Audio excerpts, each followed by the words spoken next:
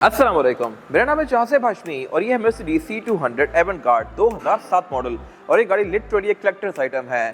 Condition के लिहाज से ये गाड़ी 1 ऑफ 1 है, क्योंकि ये 2007 मॉडल होते हुए भी बिल्कुल ब्रांड न्यू है और इसमें कोई स्क्रैचेस या इवन डेंट्स भी नहीं है। ये बिल्कुल क्लियर गाड़ी है। और इसके अलावा अगर आप मर्सिडीज को समझते हैं तो मेरे ख्याल से ये गाड़ी एक बहुत ज़बरदस्त ऑप्शन है।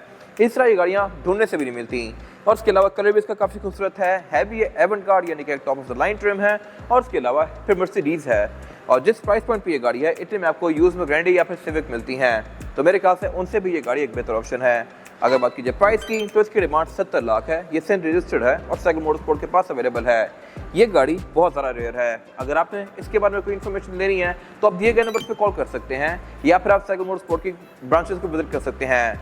ये गाड़ी रावलपिंडी में GT रोड पे अवेलेबल है और हमारी एक और ब्रांच भी है रावलपिंडी में मरी रोड पे। तो overall it's one rare Mercedes C200 and today I am going to review it.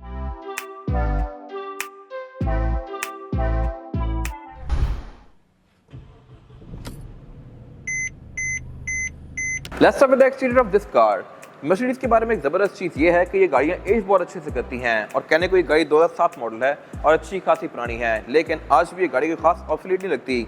Looks के लिहाज से इवन आज भी अपडेटेड है, क्योंकि इसमें क्रिस्टल लाइट्स आती हैं फ्रंट पे भी बैक पे भी, क्रोम इस पे काफ़ी खूबसूरत दिए गए हैं। और क्योंकि ये गाड़ी कंडीशन के लिहाज से ऑलमोस्ट ब्रांड न्यू है तो ये गाड़ी लिटरली आज की गाड़ी लगती है। और फीचर्स भी ये गाड़ी इवन आज की गाड़ियों से भी अहेड ऑफर करती है। इतने पुराने होते हुए भी इसमें हेडलाइट वॉशर दिए गए हैं जो कि यूजुअली आपको SUV में देखने को मिलते हैं। फॉग लैंप तो इसमें है, लेकिन ये कोई आम फॉग लैंप नहीं है, ये कॉर्नरिंग लाइट्स का भी काम करते हैं। अगर ये बंद है और आप गाड़ी को लेफ्ट की तरफ टर्न करें तो ये ऑन होंगे, सिर्फ लेफ्ट का ऑन होगा, राइट का बंद रहेगा। और फिर जब ये बंद भी होता है तो भी एक ट्रांजिशन इफेक्ट के साथ होता है। तो इसमें हर चीज़ बहुत ज़्यादा रिफाइंड है। इसी तरह अगर गाड़ी लॉक है और आप इसको अनलॉक करते हैं तब भी इसकी लाइट्स ऑन हो जाती हैं और थोड़ी देर ऑन रहती हैं। ये चीज़ें नई ब्रांड न्यू गाड़ियों में भी नहीं आ रही, जो कि इतना पहले ये गाड़ी ऑफर करी थी। फिर इसके अलावा ये गाड़ी एवंगार्ड है, एक बड़ी ट्रिम है, तो इसकी ग्रिल के अंदर ये मर्सिडीज का एम्बलम दिया गया है और हुड में सिर्फ एक फ्लैग दिया गया है। जो इसकी छोटी ट्रिम्स होती हैं उनमें 3 पॉइंट स्टार ऊपर निकला हुआ होता है। फिर इसके अलावा इसके हेडलाइट वॉशर जो है ये हैवी फंक्शनल और इनको यूज़ करने का तरीका ये है कि आप हेडलाइट्स ऑन करके अगर वाइपर चलाएंगे तो फिर ये निकल के स्प्रे करते हैं और कुछ देर बाहर रहते हैं, वापस भी खुद ही चले जाते हैं, लेकिन थोड़ी देर बाहर रहने के बाद। फिर इसके अलावा इवन स्पेसिफिक गाड़ी के क्रोम्स भी फुली इंटैक्ट हैं, इन पे कोई स्पॉट रस्ट कुछ भी नहीं है। और इसकी हेडलाइट्स भी ऑटोमेटिक हैं, वाइपर भी रेन सेंसिंग हैं। और अगर बात कीजिए इस गाड़ी के थोड़े से बैकग्राउंड की तो ये मर्सिडीज C क्लास की 3rd जनरेशन है। इसको W204 कहते हैं और इसे एक बार फेसलिफ्ट भी किया गया था। ये शिप 2007 से लेकर 14 तक आई थी। और 7 वाली गाड़ी जो कि ये है, इसमें फेंडर्स, बोनट, हेडलाइट, बम्पर वगैरह थोड़े डिफरेंट थे, इनको फेसलिफ्ट करके काफ़ी चेंज कर दिया गया था, बट ये लुक भी काफ़ी खूबसूरत है। इसके फेंडर्स थोड़े से बोल्स्टर्ड हैं और इसके अलावा स्पेसिफिक गाड़ी में सब कुछ यहाँ पे बिल्कुल क्लीन है। इसकी हेडलाइट्स भी अगर आप देखें तो ये क्रिस्टल क्लियर हैं। इवन अगर आप 22-23 मॉडल की गाड़ियाँ देखें तो उनकी हेडलाइट्स भी इतनी साफ नहीं होती जितनी इसकी हैं। फिर इसके अलावा जो ट्रिम ये होगी वो यहाँ पे लिखी होती है। अगर ये ब्लू एफिशिएंसी होगी तो यहाँ मेंशन्ड होगा एवंगार्ड में एवंगार्ड का बैच दिया हुआ है।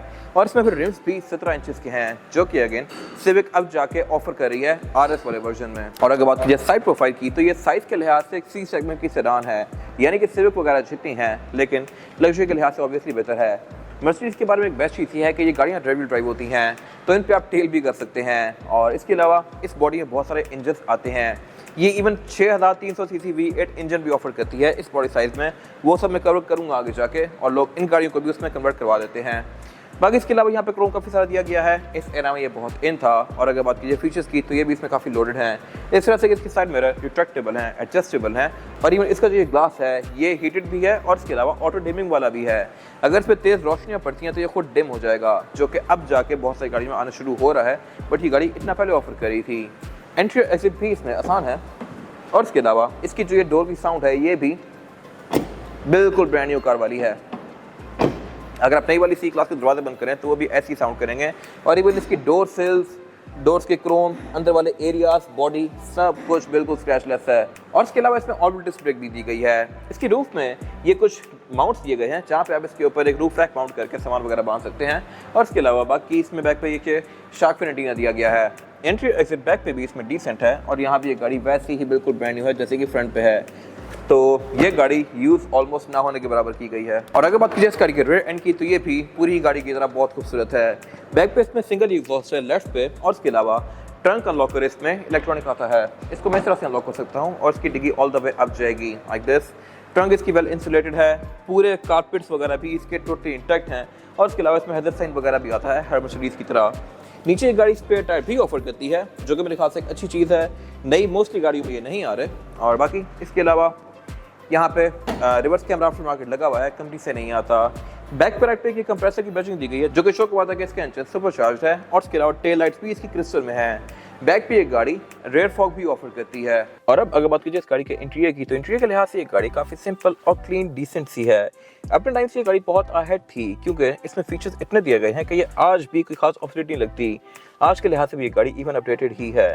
ये सब मैं कवर करूंगा आगे जाके। फिलहाल अगर बात कीजिए इस कलर टोन की, तो ये गाड़ी क्योंकि एवंगार्ड है तो इसका रूम ऑलमोस्ट पूरा ही ब्लैक है। इसकी छोटी ट्रिम्स में और कलर भी ऑफर होते हैं, लेकिन बड़ी ट्रिम्स जैसे कि AMG वगैरह हो गई या ये गाड़ी हो गई, इनमें रूम यूजुअली ब्लैक होते हैं। और इसके अलावा यहाँ मटेरियल्स भी काफ़ी प्रीमियम यूज़ किए गए हैं। Dashboard mostly soft touch padding की फिनिश में है। स्टीयरिंग व्हील भी इसका लेदर स्टेज्ड है और ये है भी मल्टीमीडिया वाला। राइट पे कंट्रोल्स इसके मल्टीमीडिया के हैं, लेफ्ट पे कंट्रोल्स इसकी स्क्रीन के हैं। इन कंट्रोल से मैं स्क्रीन के बीच में नेविगेट कर सकता हूँ। और अगर बात कीजिए मीटर की, तो मीटर इस बड़ी गाड़ी में क्योंकि बड़ी ट्रिम है तो सिल्वर आया हुआ है, जबकि इसके छोटे बजट के अंदर मीटर बिल्कुल ब्लैक और बेसिक से होते हैं। इसमें प्रॉपर एक RPM दिया गया है, स्पीडोमीटर दिया गया है, MID क्लस्टर दिया गया है और उसके अलावा फिर बैटरी वोल्टेज और फ्यूल वगैरह सारी चीज़ें दी गई हैं। जो स्पीडोमीटर है उसके बीच में इसकी स्क्रीन दी हुई है। ये आपको नेविगेशन भी शो करवाएगी, इसका telephone, radio, trips, average kilometre per litre, outside temperature, assist plus, ये सब कुछ इसके अंदर दिया गया है और गाड़ी के मैसेज भी यहाँ पे आते हैं। TPM भी इस गाड़ी का अभी तक वर्किंग में है और इसका सब कुछ बिल्कुल एरर फ्री है। स्पीड लिमिट इसकी 260 किलोमीटर पर आवर तक है, जबकि यूजुअली मोस्टली गाड़ियों की 180 तक होती है। बाकी प्रेजेंटेशन के लिहाज से भी ये मीटर डिसेंट है और इसके अलावा इसमें क्रूज कंट्रोल भी आता है जिसको आप यहाँ से यूज कर सकते हैं। वाइपर का कंट्रोल इसका यहाँ पे नीचे दिया गया है। और इसके अलावा जहाँ तक बात है हेडलाइट्स की, तो इनका अलग से एक स्विच दिया हुआ है। इस स्विच में राइट पे तो सारे कंट्रोल्स नॉर्मल हैं, ऑटोमेटिक ऑन ऑफ वगैरह का, लेकिन लेफ्ट पे एक P का बटन दिया गया है। इसका यूज बेसिकली ये है कि ये पार्किंग लाइट्स हैं, लेकिन पार्किंग आप एक तरफ की भी ऑन कर सकते हैं। अगर लेट्स सपोज मैंने गाड़ी फुटपाथ पर टेढ़ी खड़ी की हुई है, राइट साइड घर की तरफ है, लेफ्ट साइड बाहर है, तो मैं सिर्फ लेफ्ट की अगली पार्किंग और पिछली पार्किंग ऑन कर सकता हूँ, राइट की बंद रहेंगी ताकि बैटरी डबल चले। तो ये मेरे ख्याल से काफी जबरदस्त फीचर है जो कि सिर्फ BM या मर्सिडीज जैसी गाड़ियों में आता है, इसमें भी दिया गया है। और सेम आप सिर्फ अकेली राइट की लाइट भी चला सकते हैं। Nice and detail. फिर इसके अलावा इसको अगर आप पुल करेंगे तो इसकी अगली फॉग ऑन होगी और दोबारा पुल करने पे पिछली फॉग भी ऑन हो जाएगी। और जहाँ तक बात है मीटर की हाउसिंग की, तो ये भी सॉफ्ट टच पैडिंग की फिनिश में है।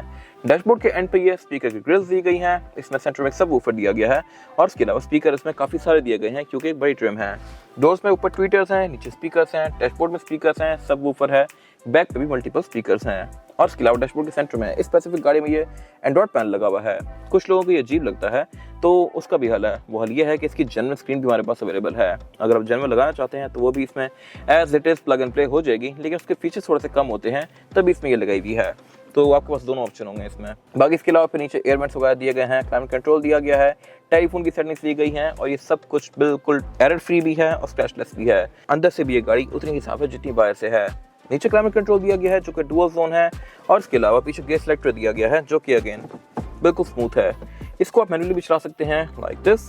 और उससे पीछे इसका ड्राइव मोड सेलेक्टर दिया गया है। इसमें 2 ही मोड्स आते हैं, या कंफर्ट या स्पोर्ट्स का। ये पूरा ही पैनल बिल्कुल स्क्रैचलेस है। आगे इसकी एस्ट्रे वगैरह दी गई है।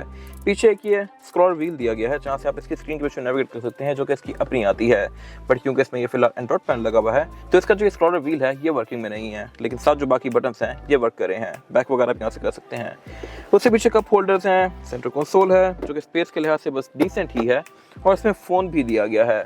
और अगर बात कीजिए सीट्स की, तो ये फैब्रिक और लेदर कॉम्बिनेशन में है। इसके आप जो ये सपोर्ट्स हैं इनको भी इन्फ्लेट डिफ्लेट करके एडजस्ट कर सकते हैं और इसके अलावा इसमें नंबर सपोर्ट भी आता है। यहाँ से मैं इसको एडजस्ट कर सकता हूँ। फिर ये सीट्स हैं भी इलेक्ट्रॉनिकली एडजस्टेबल, लेकिन इनको मैं इलेक्ट्रॉनिकली आगे पीछे कर सकता हूँ, लेकिन नीचे से स्लाइड करने के लिए मैनुअल यहाँ पे लेवर दिया गया है जिससे मैं इनको इस तरह से स्लाइड करूँगा। ये मेरे ख्याल से अगर पूरी ही इलेक्ट्रॉनिक हो रही तो बेहतर था, बट इस टाइम पे ये सीट्स ऐसी आती थी। अगर बात कीजिए डोर्स की, तो ये भी बिल्कुल स्क्रैचलेस हैं, लेदर की फिनिश में है और पे वुड दिया गया है। डोर हैंडल इसके बिल्कुल स्क्रैचलेस हैं और इसके अलावा ये हैवी क्रोम है। और अगर बात कीजिए साइड मिरर की, तो ये ऑब्वियसली रिट्रैक्टेबल है। फिर ये गाड़ी वेंटी मिरर भी ऑफर करती है ड्राइवर और पैसेंजर दोनों के लिए, जिनमें लाइट्स आती हैं जो ऑटोमेटिकली ऑन होंगी। कैबिन लाइट्स भी इसकी काफ़ी लग्जरियस हैं और इसके अलावा ये गाड़ी रीडिंग लाइट्स भी ऑफर करती है। यहाँ पे रेयर व्यू मिरर्स का ऑटो डिमिंग वाला है। और अब अगर बात की जाए इसमें रेयर पैसेंजर्स के लिए सीटिंग कैपेसिटी की, तो ये बाइक पे डिसेंट है। मेरे पास यहाँ पे लेग रूम का कोई खास इशू नहीं है और हेड रूम भी मेरे पास में सफिशिएंट है, लेकिन कोई बहुत लंबा बंदा यहाँ बैठेगा तो उसका शायद थोड़ा सा इशू हो। बाकी इसमें रेयर पैसेंजर्स के लिए प्रॉपर यहाँ पॉकेट्स दी गई हैं, एयर वेंट्स दिए गए हैं यहाँ सेंटर में भी और नीचे पाँव पे भी। और इसके अलावा इसमें फिर ये proper back brake, cigarette lighter और एस्ट्रे भी दी गई है। बाकी बैक पे सीट्स के सेंटर में एक ये सेंटर कंसोल दिया गया है जिसको निकाल के मैं एज एन आर्मरेस्ट यूज कर सकता हूँ। इसमें 2 कप होल्डर्स भी आते हैं और इसके अलावा बाकी पीछे ड्रॉ दी गई है जहाँ पे छोटा मोटा सामान रख सकता हूँ। कप होल्डर भी इसके काफ़ी इंटरेस्टिंग तरीके से ओपन होते हैं लाइक दिस। और बाकी ये सारी ही सीट्स लेदर और फैब्रिक की कॉम्बिनेशन में है। बैक पे इसमें सीट्स पे सीट बेल्ट दी गई हैं, आसपास इसके पोर्ट्स दिए गए हैं। रेयर पैसेंजर्स के लिए एयर बैग्स भी आते हैं और रेयर डोर्स में भी स्पीकर ज़्यादा है एज कम्पेयर टू आम गाड़ी। इसमें नीचे भी स्पीकर्स हैं, ऊपर ट्विटर्स भी हैं। प्राइवेसी कर्टन इसमें नहीं है, इसकी बहुत बड़ी ट्रिम्स जो होती हैं C350 वगैरह उनमें आते हैं। और अब अगर बात की जाए इस गाड़ी के इंजन की, तो इंजन इसमें बहुत सारे ऑफर होते हैं 1600, 1800, 2000। पेट्रोल इंजन अलग हैं, डीजल अलग हैं। इसमें एक 6300 सीसी V8 इंजन भी आता है जो कि C63 में आता है। तो बेसिकली ये गाड़ी बहुत सारे इंजन ऑफर करती है, लेकिन ये इंजन ऑलमोस्ट एंट्री लेवल है।